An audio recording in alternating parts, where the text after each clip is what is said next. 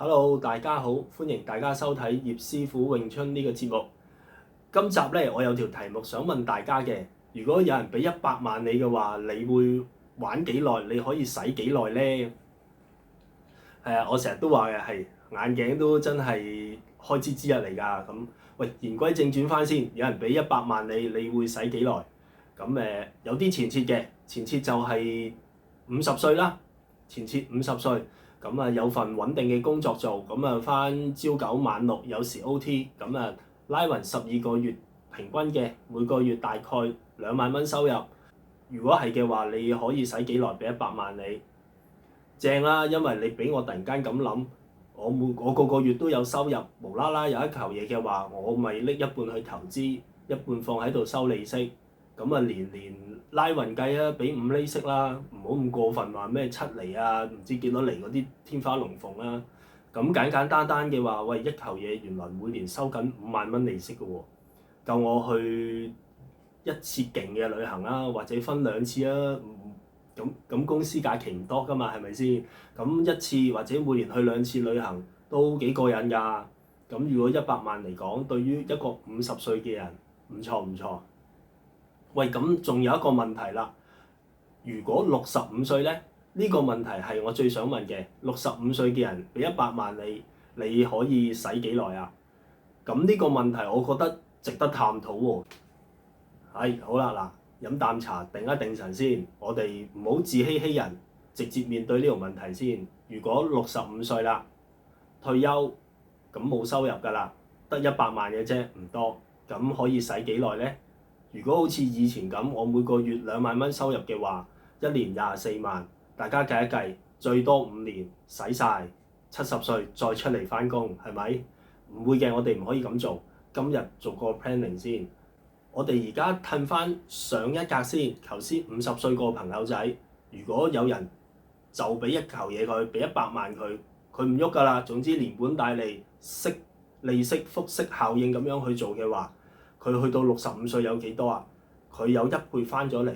咁如果有1倍翻咗嚟嘅話咧，咁我添，我都想話啊。咁嗰個朋友仔到佢65歲嘅時候，佢就好過癮啦，因為有200萬。咁唔多嘅，當佢每年收緊5厘息嘅話，咁你可想而知就係佢每年有10萬蚊嘅利息收入，10萬蚊攤翻開每個月去使，都起碼有9000蚊左右啊。咁都幾好使啊，成件事情。雖然佢距離幻想個距離，我希望每個月有2萬蚊收入係遠啲，爭成倍咁多。咁但係起碼 match 到一半喎。咁你就可以諗啦，喂，50歲嘅時候我都有啲積蓄啊。咁啊最簡單啦，一嚿嘢就變2嚿。咁如果我有20萬，咪變40萬咯。簡唔簡單先？簡單嘅話，咁你就可以去到啦。喂，65歲我知大概退休後我有幾多錢收入啦。我唔使做都好啦，我都有10萬蚊利息使，年年10萬蚊，仲有2嚿嘢啊留翻俾個仔，過癮。咁但係就唔好自欺欺人。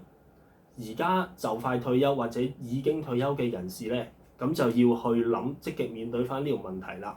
如果真係得100萬嘅話，我到底可以點樣用，而用得最醒、用得最好咧？我成日都話噶嘛，醒目消費，咁個個都醒目人嚟噶嘛。咁我哋咧就可以去研究下，到底係唔係將佢去間佢啦？我今年要用幾多錢？我點樣可以節約咗自己嘅開支先？再用我餘下用嚟，希望喺後年、大後年用嘅，作為一個怎樣嘅儲蓄咧？作為一個怎樣嘅投資，而令到佢有增長。喺呢個增長環境下，咁我就可以襟使好多啦。咁再第二就係好無奈啦，希望大家做一個係微退休而唔係真係退休啦。微退休嘅 keep 住繼續揾錢，嗰啲錢就俾你繼續去用一個複息嘅效應，令到自己收入增加。咁65歲嘅人收到100萬，咁佢就唔使話玩4年就玩晒，襟玩啲㗎啦。到最後咧，同大家有個小總結，我哋唔好自欺欺人，我哋睇翻自己真實在嘅年齡先。50歲嘅如果冇一嚿嘢得2萬蚊啫喎，喂，諗諗佢先。65歲後係唔係想玩幾年之後繼續翻工，即係70歲翻工，80歲再退休咯喎？我哋唔可以嘅。面對咗個問題，如果我50歲嘅時候，我自己身家有幾多，每月支出、每月收入，剩翻嘅時候，我係唔係可以做一個好好嘅儲蓄，俾我65歲後用？如果已經60歲嘅朋友仔嘅話咧，我仲有5年去計算，呢5年我希望可以做到啲乜嘢嘢咧？我嘅仔女又幫唔幫到手咧？除咗自己之外，呢一方面我哋可以諗嘅。